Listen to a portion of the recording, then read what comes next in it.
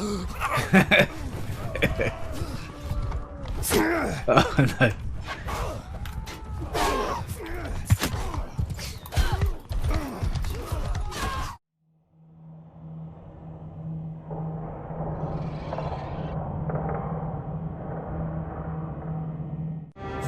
This is Mountain Blade 2 Bannerlord, recently released in early access. There's single player and a multiplayer. Right now I'm playing single player and I'm choosing the culture of my player. There's quite a lot of options you can choose from in the character development. Each of the different options will give you different boosts to your statistics depending on what you choose. There's also a fairly comprehensive character creation option. Fire at will! Let them advance! With a surprising amount of options to choose from actually, including all sorts of crazy hairdos and beards, of course. You can also choose some of the story of your background. That will also give you different stats depending on what you choose.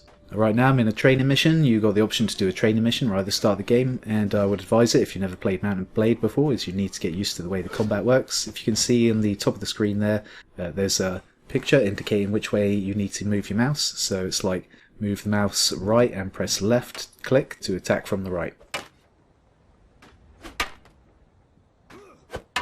Yeah, you get the idea from checking out the screen there.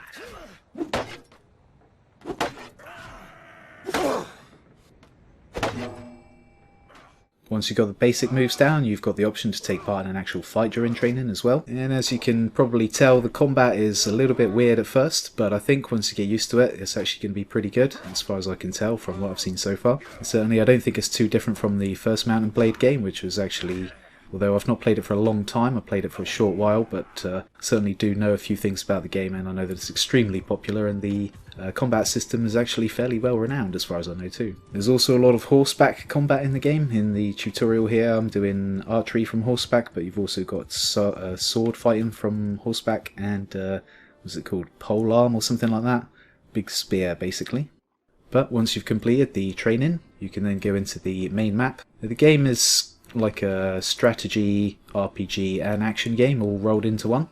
And here you can see the world map. So when you're in the world map, it's kind of like an RTS, you know, overhead isometric viewpoint where you can move around the map wherever you want.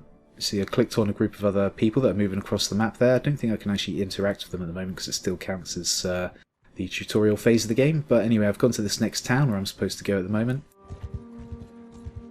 And you can see there, once you go to a town, you've got a bunch of options, so you don't actually have to go into the town to do all the gameplay stuff if you don't want to. And I believe the reason they've made it like this is for people that are more interested in the strategy and management side of the game, because certainly this is a war management game as well as an action and strategy and RPG game. There you can see the actual town. This is one of the smaller towns in the game.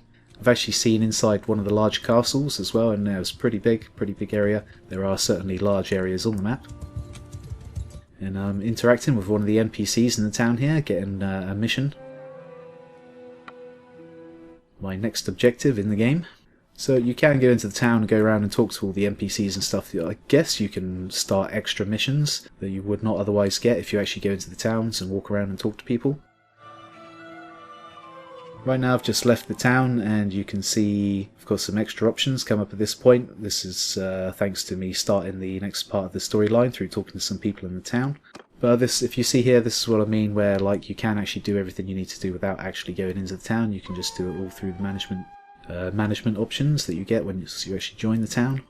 Right now I've got some bandits I'm supposed to take out, and you can see 3 groups of bandits walking across the map there. I'm going to intercept one of them. So get the option to attack, and when you go to attack a group of people, it will then go to this battlefield scene like this. At the moment I'm currently trying to figure out how to control my AI troops. I'm trying to get them to attack, but I don't seem to be able to do it at the moment. I've just changed their formation instead of getting them to attack, and now I'm being thrown at. Now I've got rocks being thrown at me by these bandits that are approaching my team here. Let's see if I can get them to attack. It's still having trouble getting them to attack, but the bandits have now attacked them, so they're attacking back, so that's all good. Yeah, it's pretty difficult to hit stuff from horseback, especially using the sword. You've got to get really close, so I'm going to try with the spears. Die!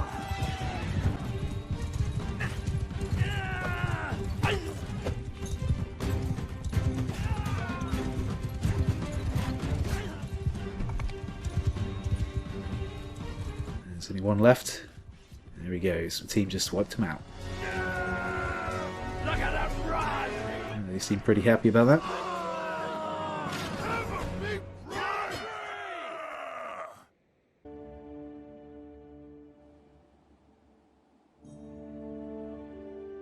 This is the next part of the story after you've killed all the bandits.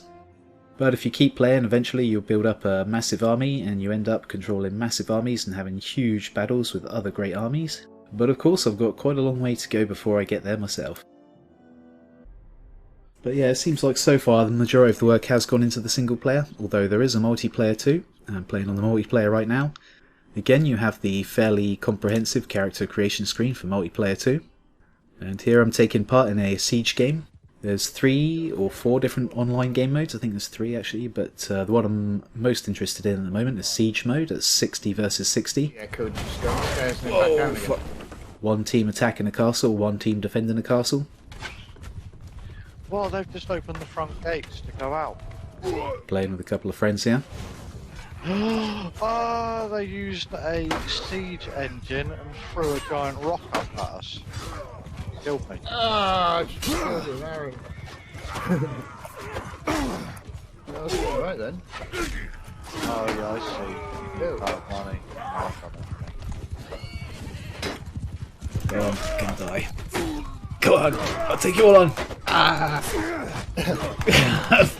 How am I not dying? Is this a glitch? And yeah, the gameplay's pretty brutal as you can see. I've actually died and it's just showing me someone else here while I'm waiting to respawn. Just go into spectator cam of another player. And here we are respawning. You can see in the bottom right there's like a money thing that goes up as your life goes on. Like if you want a better character you have to do well with the last character so you get more money. So the next time you respawn you can buy that more expensive character. But here I've just changed to the attacking team. And you can see we've got a siege tower on the left that we're trying to move up. There is actually a battering ram we're trying to move through the middle as well. down, man.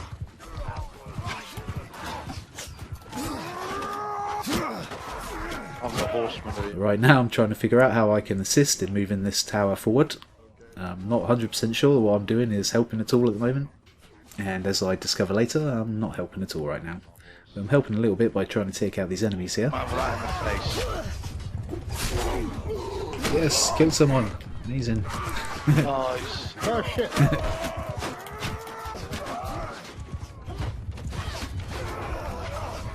I think you need a certain amount of people on top of it to... Oh, no, there's actual things on the side. Fucking hell, that's why no one's on it. It's dangerous as fuck. Alright, finally figured out how I can actually push the siege tower.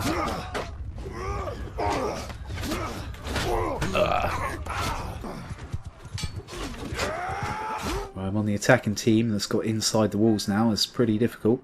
Pretty chaotic fight in here. And I've got totally the wrong class to be fighting in this sort of area.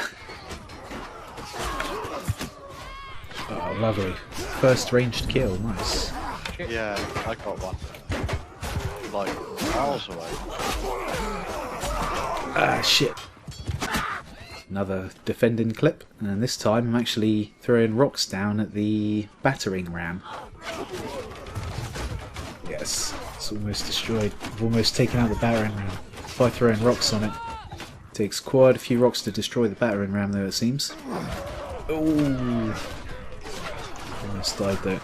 But yeah, there's actually quite a lot of different things you can do in this game. I'm sure there's all sorts of other things you can do besides throwing rocks. I just haven't figured out what they are yet.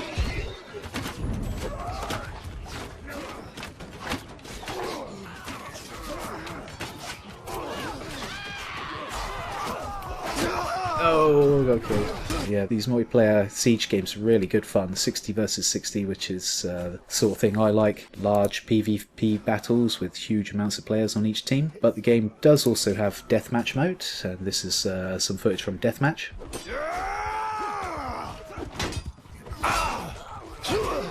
There's no objectives or missions as far as I know, it's just kill all the enemy players. But the spawns are pretty crazy, you just end up spawning right in the middle of the action. Change the keys back.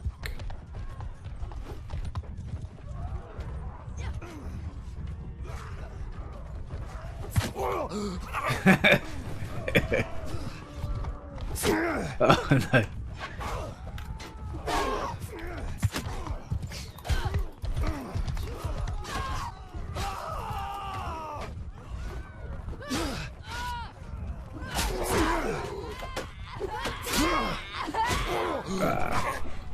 Brutal.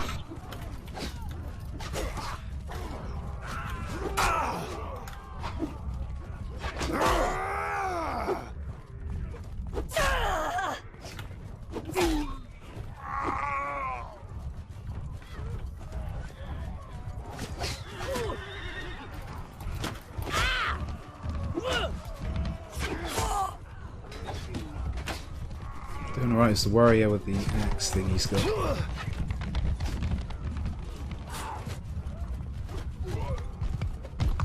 Yeah, this is definitely a good mode for learning combat.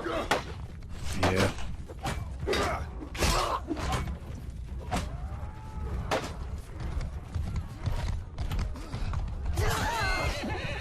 Someone just took that horse out well.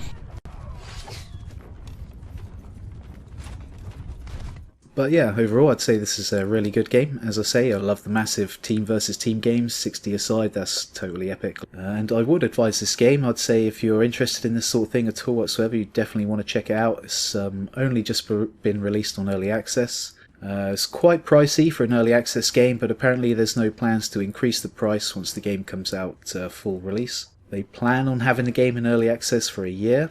But still, it's great fun. I've really enjoyed the multiplayer, and the single player is actually really good too. The strategy management, not really my side of sort of thing. I mean, I'm either full action or full RPG, but it's still actually really good fun, very interesting.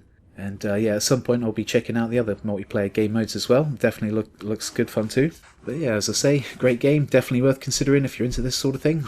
But obviously, being early access, there are still a few bugs, a few glitches. Some people reporting regular crashes in both multiplayer and single player. I myself, so far, I've only had 1 or 2 issues in single player.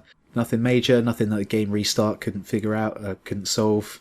I haven't lost any game data or anything yet, I haven't lost any save files or anything yet, but obviously some of the updates in the future may require you to start again from single player, start again from the beginning, which some people wouldn't be too happy about. The game is definitely in a playable state at the moment, although they are planning on adding a lot more content to the game in the future as well, so I'll be very interested to see what sort of things get added. And the game is a lot of fun already, but I think it has potential to be a seriously good game with all the stuff they plan on adding to it in the future. Anyway, I hope you enjoyed that. Thanks for watching, thanks for subscribing. Don't forget to click on the notification bell for YouTube to actually tell you when I release new videos, and hopefully I'll see you next time. Take it easy.